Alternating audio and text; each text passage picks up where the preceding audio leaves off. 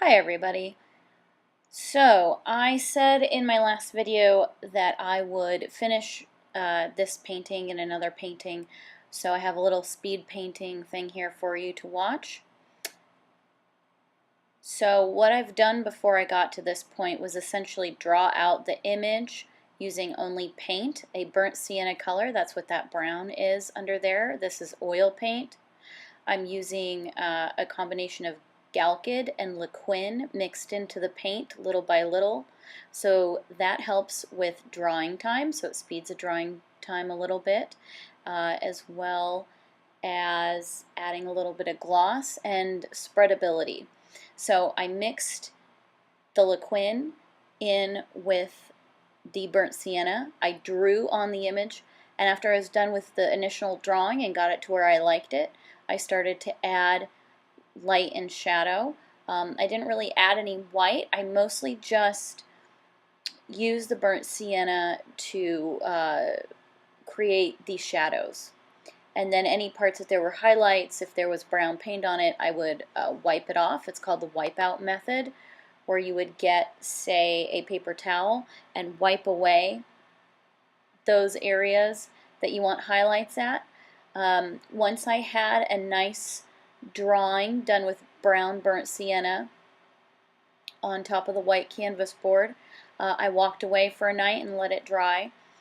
When I came back, I started to layer on thin layers of paint over top of this. This is similar to a Grisaille technique. That's when you paint in thin layers with oil paint, one layer at a time.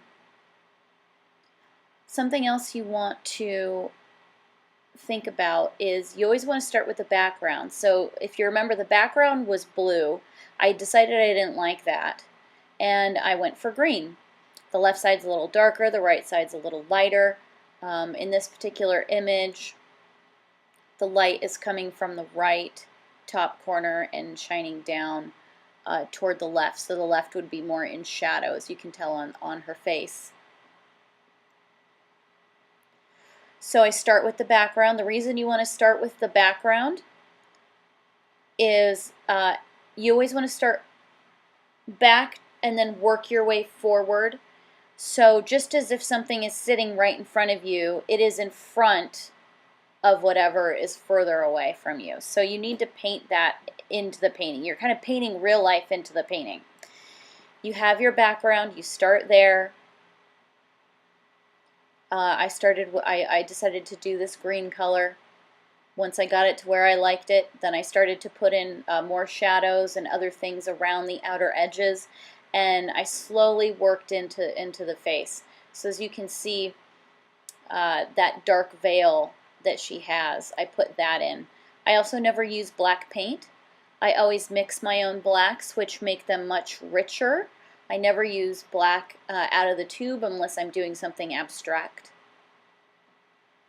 So I usually mix sort of a purple, like a ultramarine blue and a cadmium red mixed together, and then you can add like a burnt sienna brown and other colors, even a green, depending on what color you want, what type of black you want, and it'll make a really deep black that's more like akin to a brown or something that's sort of warm, which is good for portraiture because we are generally painting people and things that are alive, so you want that warmth even in the blacks of your painting.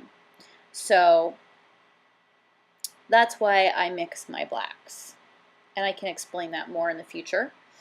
Next, I started to add more shadows in, so I went back into the hair. I added more dramatic shadows in there. I started to add the more dramatic shadows on the face, as you can see. Once I got a lot of shadows going, I started to add some highlights and middle values. So middle values are not your darkest darks or your lightest lights.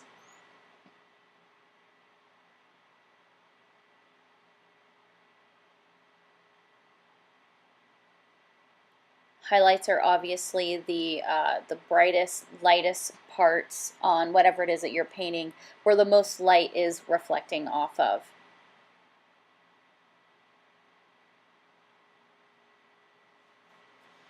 Though I'm using two different reds here. I'm using a cadmium red medium and a alizarin crimson. You can use them separately and mixed together. Alizarin crimson is a very deep red, and it has a little bit of blue in it, so it's sort of a purpley red. And you can do a lot with it. That's great for both shadows and for things that are red. Those are blood oranges and strawberries on her little hat thing going on there. So I was using that for that. And sometimes you can add the cadmium red, which is a brighter, more orange red, to mix into it so it's not so purpley all the time. For brighter areas, you can use a cadmium red for that as well. So when you think about different types of colors, we'll go into more color theory in the future, but here's a little crash course. When you think about alizarin crimson, it has more of a purpley color to it. It's darker. And then cadmium has more of like an orange tint to it. We're nearing the end of this particular clip. We'll come back with another one in a little bit. Thanks for watching. Remember that you click to like and subscribe, and we'll see you in the future.